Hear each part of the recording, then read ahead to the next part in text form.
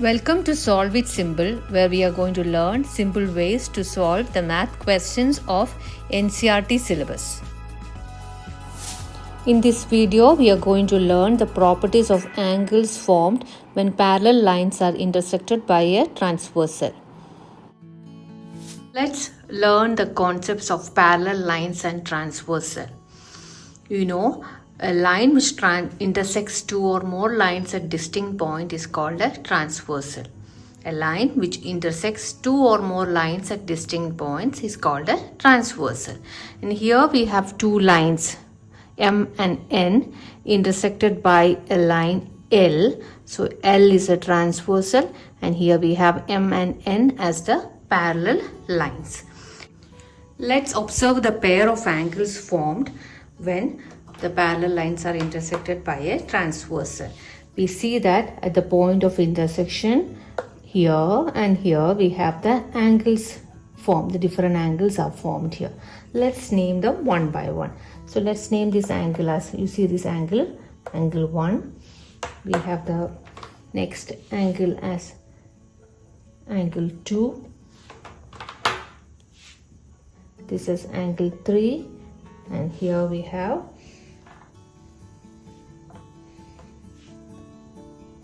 angle 4. Similarly, we can name this angle as well. This is 5,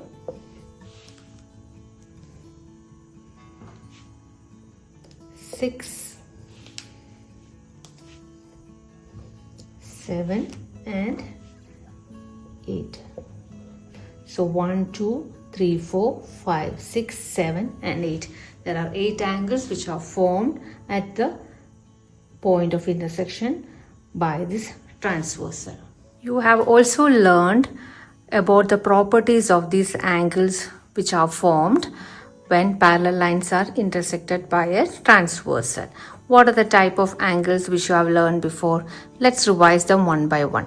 One is the corresponding angles, alternate interior angles, alternate exterior angles, and co-interior angles. What does that mean? Let's revise them one by one. What are corresponding angles? You see corresponding angles. We see angle 1 and angle 5 are a pair of corresponding angles. You can remember them in this way.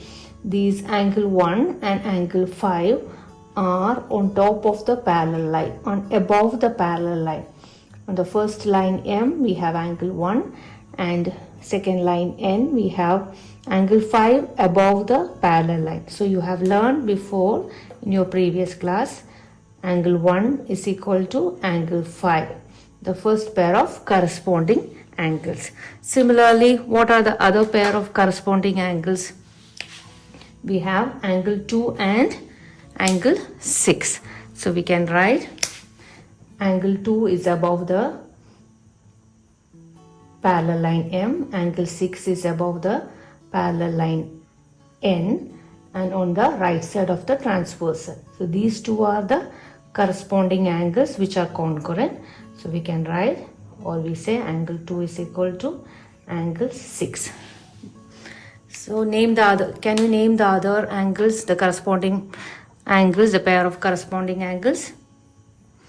Yes, we have angle 4 and angle 8, which are also equal. Why? Because these two are below the parallel lines. Angle 4 and angle 8 are another pair of corresponding angles. Similarly, we have angle 3 is equal to angle 7, the other pair of corresponding angles. So these are the corresponding angles, and you know the relation between these corresponding angles. Angle 1 is equal to angle 5, angle 2 is equal to angle 6, angle 4 is equal to angle 8, angle 3 is equal to angle 7. Now let's see what alternate interior angles are. First, let's see what are the interior angles in this figure. So we have angle 4, angle 3, angle 5 and angle 6, which are interior That means inside the parallel lines. Angle 4, angle 3, angle 5 and angle 6. And we have learned before that if parallel lines are cut by a transversal, alternate interior angles. Which are the alternate interior angles here? If you consider angle 4, the alternate to this is angle 6. So angle 4 and angle 6 are concurrent, or we say angle 4 is equal to angle 6. Similarly, which are the other pair of alternate interior angles? Angle 5 and angle 3. So we can write angle 4 is equal to angle 6, angle 3 is equal to angle 5. These two are alternate interior angles. Now let's revise what alternate exterior angles are. So let's find out first the exterior angles in this figure. Which are the exterior angles? The angles which are exterior to the parallel lines are the exterior angles. That means angle 1, angle 2, angle 8 and angle 7 are the exterior angles.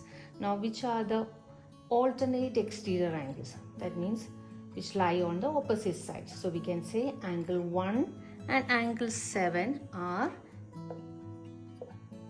exterior angles which are alternate. So they are also congruent. So we can write angle 1 is equal to angle 7. You see the angle 1 and angle 7 are the alternate exterior angles.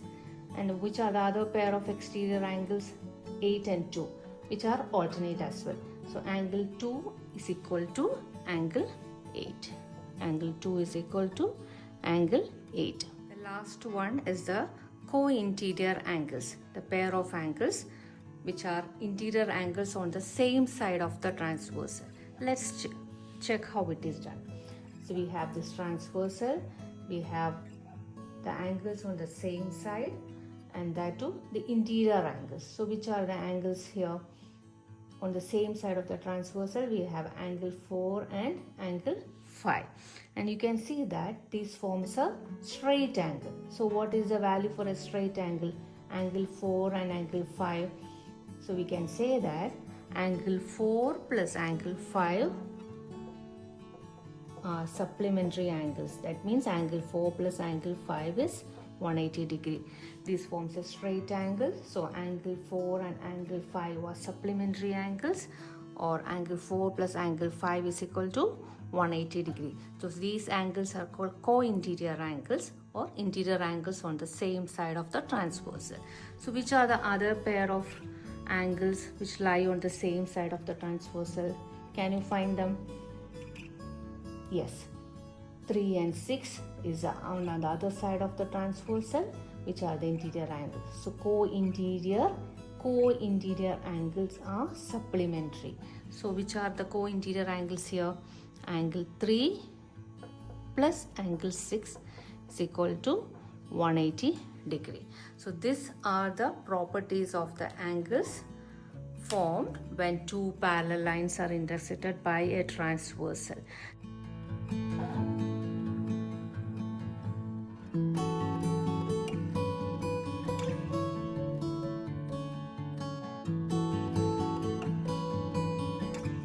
Let's solve this question where we have two parallel lines M and N intersected by a transversal L, and one of the angle is given. The angle value is given as 70 degree. We have to find out all the other angles. How do we find them? So we see that one of the angle is 70 degree, and here we have these two angles forms a straight angle, or we can say these two are supplementary angles. So what is the value of the supplementary angles? The sum of the angle is 180 degree. So as one angle is given as 70 degree, what would be the other angle? The other angle would be 110, right? 110 plus 70 gives you 180. So as these two are supplementary angles. As this is 110 degree, you can see that these two are vertically opposite angle. What are the properties of vertical opposite angles? They are equal. As this is 110 degree, this also would be 110 degree. Why? Because these two are vertical opposite angles which are equal. Similarly, you can see that these two are vertical opposite angles. So this angle value also would be 70 degree. Did you understand how we got this? These two are vertical opposite angles. These two are also other pair of vertical opposite angles. And 110 degree we got it because these two are supplementary angles. Now we see that these two angles are a pair of corresponding angles which are congruent, or we can say they are equal. So if this is 110 degree, this also would be 110 degree because these two are corresponding angles. So now this is 110 degree. What would this angle be? Can you find them out? If you know, pause the video and find the value of these angles as well. Okay, now let's see what the value of this angle is. This is 110 degree. This would be 70 degree. Why? Because this forms a supplementary angles. So 110 degree, 70 degree. And now we have this as the vertical opposite angle, which is 70 degree as well. And this would be 110 degree as well. Why? Because these two are also vertical opposite angles. So now we have found out the values of all the angles given one angle, the value of one angle. So if you have two parallel lines intersected by a transversal, and if you know the value of one of the angle, we can find out the values of all the angles using the properties of parallel lines and transversal. By this we have come to the end of the video. Hope you have understood the concepts of parallel lines and transversal.